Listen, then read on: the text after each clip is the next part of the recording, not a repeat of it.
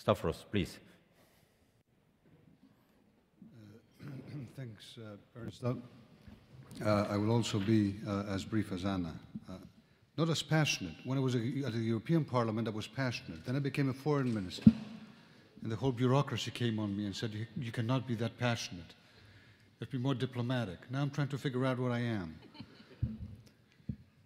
Let me begin by saying that soft power, remarkably, I'm talking about the timing of this whole thing, in Europe, may be quite alive and well if you consider that this Monday, so only in a few days, the Foreign Affairs Council and the European Union as a whole will be adopting a new strategic framework for its human rights policy around the world. Now, I mention this because it is not to be diminished in importance, as it is followed also by an action plan. Now, those things, a few months ago, let alone a few years ago, I'm guessing, and Nana and I have been working quite a bit on fundamental rights and other things, would be inconceivable.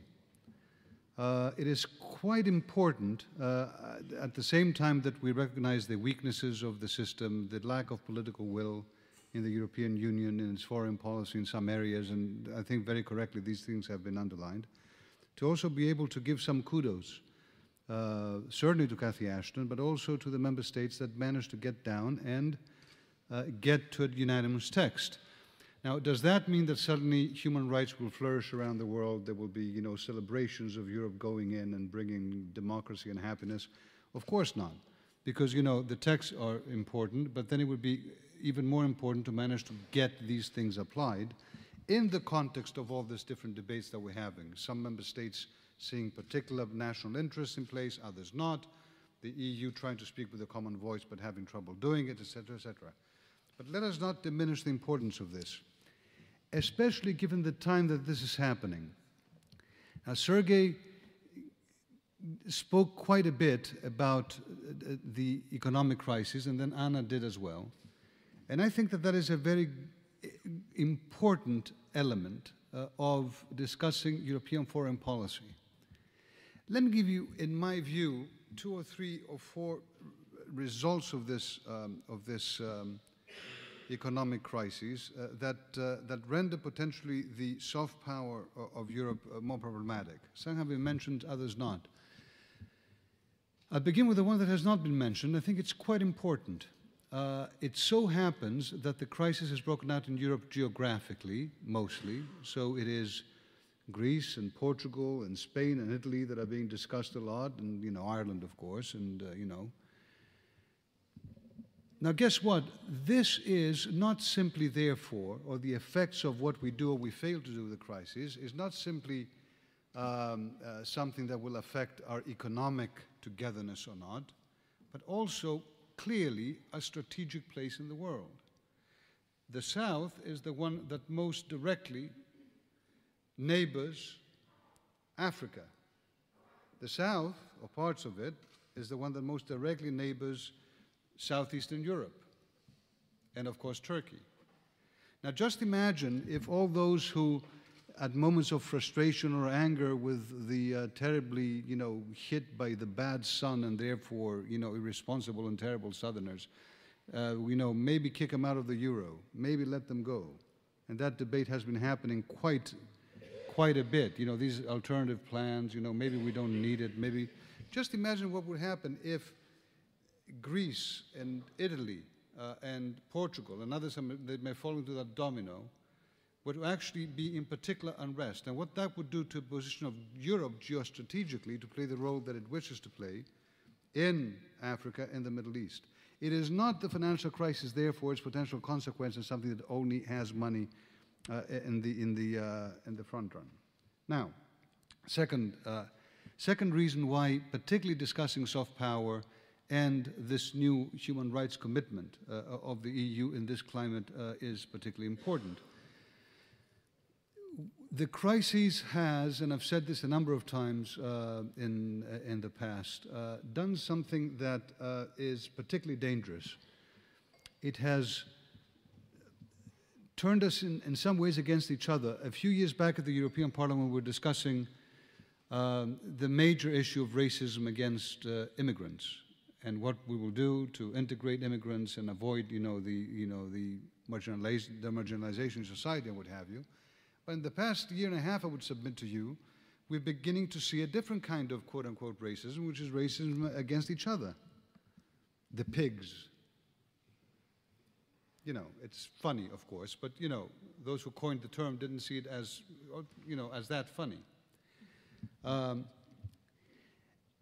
Beginning to turn against each other is the worst thing possible for economic and for a foreign policy and strategic presence in the world today. Shutting ourselves in our shells because of the fear that we have, thinking that we might be able, although the world is so clearly globalized, to deal with our personal, narrow national interests better alone as opposed to together, is the biggest trap in which we have all fallen in. It is imperative that we come out of it, and there are ways to do it, but not in 5 minutes. Now, we certainly have forgotten, as Anna said, the value of solidarity. I think Sergei mentioned as well the humongous importance that enlargement had for changing, that the classic example of soft power, for changing the Eastern European countries. How it could have never happened without the prospect of Europe being the light at the end of the tunnel, but also being, Europe was Ithaca, let's say, for Odysseus to reach, but the fact is that the most important part of getting into Ithaca is the journey of getting there. That's where you meet, the Cyclopses and the this and the that, and you get over them, and you actually get stronger and better. And it is that process that we are almost denying now because we have lost the political will to look in that direction.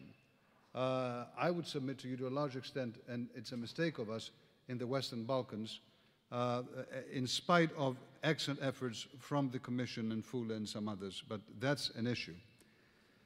Finally, the environment we have, interestingly, because we talk a lot about democracy, has brought to light elements of perhaps particularly advanced democracies, such as the ones that we are.